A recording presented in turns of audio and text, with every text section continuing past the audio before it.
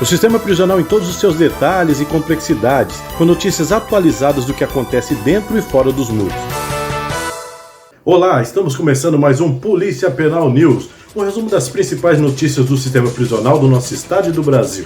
Tudo o que você precisa saber de maneira fácil, rápida, sem enrolação. Quer se manter bem informado? Vem comigo! Essas são as principais notícias de hoje. Cifus-PESP entrega ofício ao vice-governador Rodrigo Garcia para pedir reunião com o governo estadual. Após atrasos causados pela pandemia, SAP começa a liberar porte de armas a policiais penais. Departamento de Saúde reivindica a retomada dos atendimentos nas Santa Casas de Presidente Prudente e Martinópolis. Jurídico do sindicato esclarece efeitos da Lei 173 de 2020. Cômputo de adicionais temporais não foi suspenso. Regulamentação da Polícia Penal pode corrigir distorções salariais entre servidores. Em nota técnica enviada ao órgão do Ministério da Justiça, Fenaspen se posiciona contra a privatização dos presídios. Policial penal é agredido por detenta na penitenciária feminina da capital. Grande quantidade de drogas e munição são apreendidos nas proximidades do Pemano.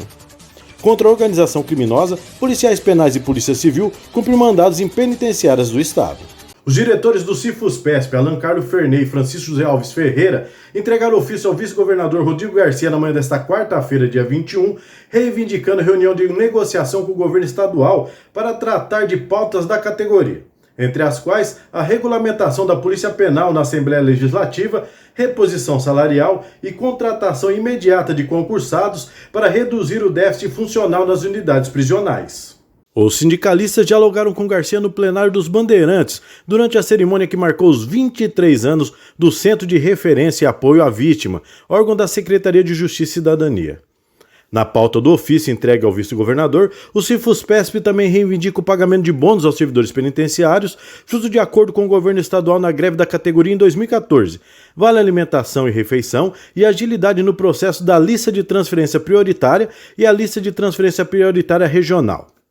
O sindicato solicitou ainda a Garcia que o governo do estado de São Paulo retome a proposta original para o funcionamento de uma penitenciária feminina em São Vicente, em vez da mudança para o Centro de Progressão Penitenciária Masculino. A Secretaria de Administração Penitenciária iniciou nesta semana a liberação do porte de armas para os policiais penais que haviam feito a solicitação desde o início da pandemia do coronavírus. Os atrasos que vinham impactando no andamento dos processos teriam sido causados, de acordo com a pasta, por conta de problemas burocráticos que envolviam a própria crise sanitária de Covid-19.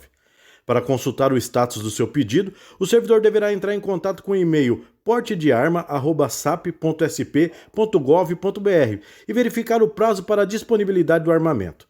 De acordo com informações apuradas pelo Cifus-PESP, os lotes que estiverem prontos serão entregues na unidade de origem do policial penal. O presidente do sindicato, Fábio Jabá, reitera que, apesar da notícia ser positiva, continuará pressionando para que a SAP faça o acautelamento das armas de todos os policiais penais. O acautelamento faz parte da proposta do Grupo de Trabalho para a Regulamentação da Proposta de Emenda Constitucional da Polícia Penal em São Paulo. O diretor de saúde do Cifus-PESP, Apolinário Vieira, esteve nesta terça-feira, dia 20, em Presidente Prudente, para uma audiência com o novo diretor regional de saúde do CEAMA do IANSP, Pedro Doninho Neto. Na reunião, Vieira apresentou reivindicações urgentes sobre a retomada do atendimento de saúde dos trabalhadores penitenciários na região, sobretudo nas consultas, exames e cirurgias eletivas realizadas na Santa Casa do município, o que tem impedido os servidores de agendarem inúmeros procedimentos e deteriora a qualidade de vida do funcionalismo público. Em resposta ao Cifus-PESP, o diretor regional do Instituto se comprometeu a levar a demanda dos servidores ao conhecimento da Superintendência em São Paulo até o final deste mês de julho. Informou que o contrato poderá ser retomado nos próximos meses. Também participaram do encontro o presidente da Câmara de Martinópolis, Ricardo Trombini, e o vereador Rogério da Silva. Os representantes do Legislativo da cidade vizinha requisitaram a Pedro Doninho o credenciamento da Santa Casa de Misericórdia e do Laboratório de Análises Clínicas de Martinópolis. Apolinário Vieira falou ao PP News sobre a reunião. Essa semana estive reunido com o novo diretor do IANSP de Presidente Prudente para solicitar providências urgentíssimas em relação à Santa Casa de Presidente Prudente, que desde março o servidor penitenciário, o servidor público estadual do interior de Presidente Prudente, que é assistido pela Santa Casa, está sem atendimento. Já existe um contrato em São Paulo, porém o IANSP São Paulo não devolve esse contrato para a Santa Casa de Presidente Prudente. Enquanto isso, enquanto esse jogo de empurra-empurra, nós, servidores, ficamos à mercê, sem atendimento digno, sem um atendimento necessário para o servidor que paga os 3%, que paga justo no seu limite, já descontado todo mês. Isso é inadmissível, nós devemos cobrar isso na justiça onde for necessário, porque com saúde não se brinca. Aproveitamos o ensejo para cobrar atendimento na Santa Casa de Martinópolis, para que credencie o município de Martinópolis junto à IANSP também, para desafogar um pouco a região de Presidente Prudente. Aqueles cidadãos daquela cidade precisam de atendimento. Promulgada no dia 27 de maio do ano passado, a Lei Complementar Federal 173 de 2020, que adotou medidas administrativas e econômicas com o objetivo de reduzir os gastos públicos durante a pandemia do coronavírus, não possui previsão constitucional para suspender os cômputos de adicionais temporais por parte dos servidores públicos.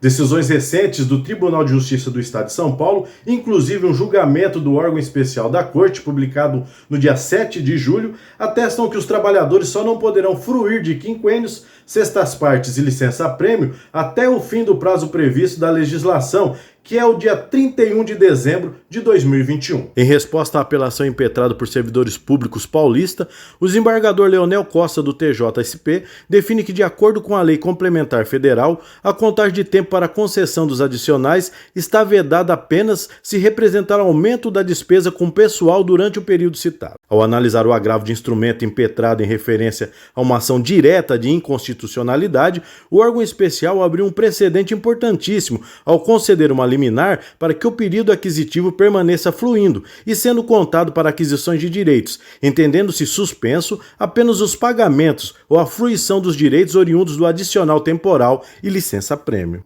Em outras palavras, ao longo desse período, os funcionários do sistema prisional e demais integrantes do serviço público só não puderam receber os valores extras que seriam pagos pelo acúmulo desses adicionais temporais.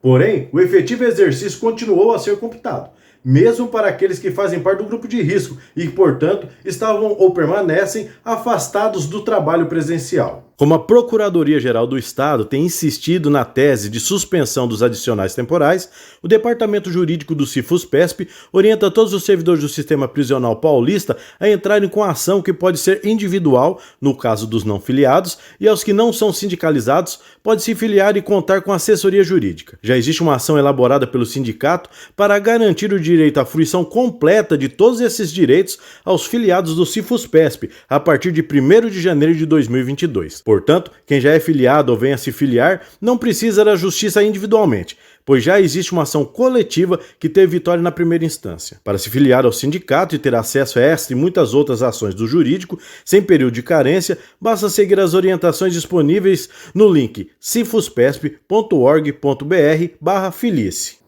O coordenador do Departamento Jurídico do CIFUS-PESP explicou também que os servidores do grupo de risco para a Covid-19 se inserem nessa mesma lógica. A exceção é aqueles que estavam sob estágio probatório. Confira o vídeo do presidente Fábio Jabá sobre a contagem de tempo. O CIFUS-PESP tem uma ação judicial que foi ganha em primeira instância. O CIFUS-PESP foi o único sindicato que ganhou essa ação em primeira instância até agora. A nossa tese, ela tenta convencer o juiz que não houve regulamentação por parte do governo do estado de São Paulo.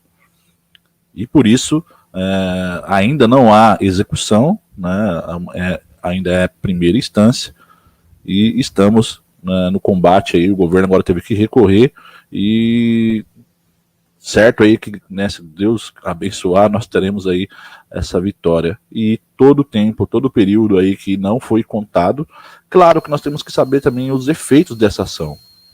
Mesmo que o juiz não reconheça o pagamento, porque uma coisa que os tribunais já têm demonstrado era apenas para não fazer o pagamento na época enquanto durar a pandemia. Então a contagem também pode continuar, né? E o pagamento ser executado, após pandemia. Então por isso, guerreiros e guerreiras do sistema prisional, essa é a nossa batalha, o que nós estamos pretendendo com essa ação.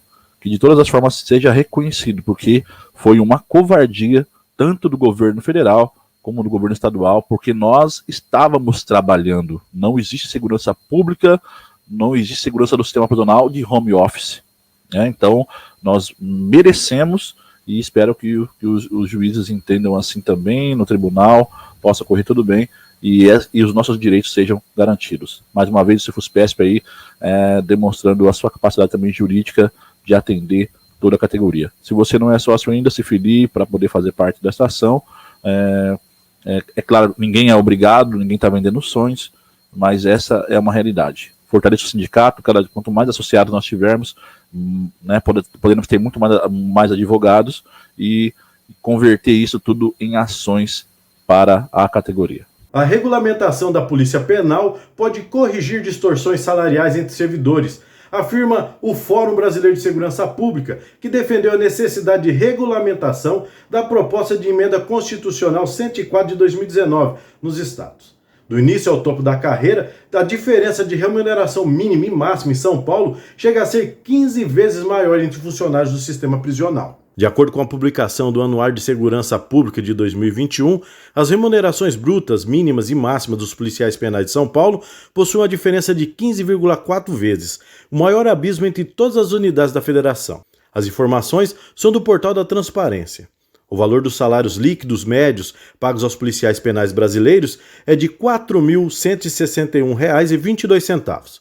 O menor vencimento é de R$ 2.446,02 e o maior de R$ 38.541,46. No olhar dos especialistas do Fórum de Segurança Pública, a estrutura de cargos e salários atual dos agentes penitenciários, se mantida nas transformações deles em policiais penais, criará distorções difíceis de serem sanadas. Não é possível ter uma amplitude tão grande entre mínimo e máximo de remuneração entre profissionais que atuam numa mesma atividade. O Fórum também ressalta que, mais que um ganho para a melhoria da renda dos policiais penais, o reconhecimento e a valorização de suas carreiras contribuiria para garantir melhor atendimento à população carcerária. Sem regulamentação, o quadro de cargos, salários e carreiras fica bastante comprometido, aponta o documento. Consultado sobre o avanço da regulamentação da Polícia Penal, somente Goiás, Maranhão, Rio Grande do Norte e Santa Catarina disseram ter promulgado leis que tratam do tema, enquanto outras 19 unidades da federação afirmaram que os textos estão em trâmite nas suas respectivas assembleias legislativas.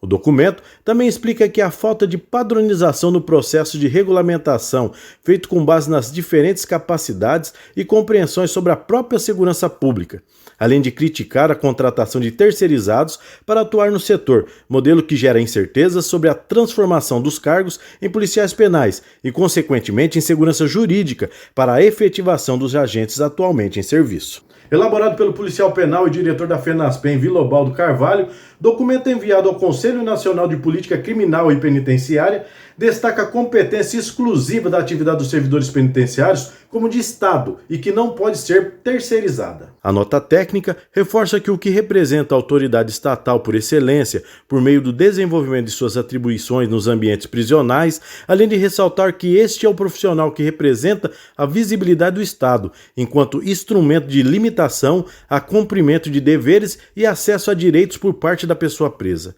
Ao CNPCP, órgão que faz parte do Ministério da Justiça e Segurança Pública, a FENASPEM esclarece que essas são atribuições exclusivas do Estado, uma vez que os servidores penitenciários exercem o poder de polícia ao zelar pela ordem e disciplina dos estabelecimentos penais, função indelegável à iniciativa privada. Um policial penal teve a perna fraturada por uma detenta no dia 16 de julho na penitenciária feminina da capital. A presa estava sendo conduzida ao pavilhão disciplinar por ter cometido uma falta quando avançou sobre uma diretora da unidade, ao que o policial penal tentou intervir, se desequilibrou, caiu no chão e foi pisoteado pela detenta. Além da perna fraturada, no momento da queda o policial penal também foi ferido ao bater a cabeça no chão. Uma equipe da Polícia Militar apreendeu na noite do dia 21 de julho celulares, baterias e outros equipamentos eletrônicos na proximidade do Centro de Progressão Penitenciária de Tremembé. No total, foram encontrados 56 celulares, 43 fones de ouvido, 55 carregadores de celular, 20 cabos USB, 26 chips e 50 baterias de aparelho telefônico. Também foram apreendidos 15 quilos de maconha e pequenas quantidades de cocaína e crack, além de um carregador de pistola e 10 munições. Os entorpecentes e objetos ilícitos estavam em 3 mochilas abandonadas por 3 homens que estavam ao lado da unidade prisional e fugiram após a aproximação da viatura da PM. A ocorrência foi registrada no Distrito Policial de Taubaté. Operação Tchela foi deflagrada na quinta-feira, dia 22 de julho, e terminou com o indiciamento de 15 suspeitos de integrar facção criminosa, além de tráfico de drogas, lavagem de dinheiro e outros delitos. Parte dos acusados é formada por detentos que cumprem pena em 7 penitenciárias. Nessas unidades, aconteceram buscas administrativas coordenadas pelo Grupo de Intervenção Rápida. Policiais penais desses estabelecimentos fizeram as blitzes nas celas e os que atuam no setor de inteligência da SAP auxiliaram na análise das provas. O presidente do Cifuspersp, Fábio Jabá, elogiou a operação ao mencionar que o sistema prisional é atualmente fonte riquíssima de informações sobre a prática de crimes por parte dos sentenciados e de outros indivíduos que não estão presos. As informações são fornecidas a todas as instituições policiais, a Justiça e as demais autoridades de Estado e colaboram muito para coibir novos delitos. Este foi o programa Polícia Penal News, notícias do dia a dia do Sistema Prisional de São Paulo e do Brasil, com a apresentação de Marcos Souza. Mais notícias sobre o Sistema Prisional você encontra em www.cifuspesp.org.br www.cifuspesp.org.br ou nas nossas redes sociais. Até semana que vem.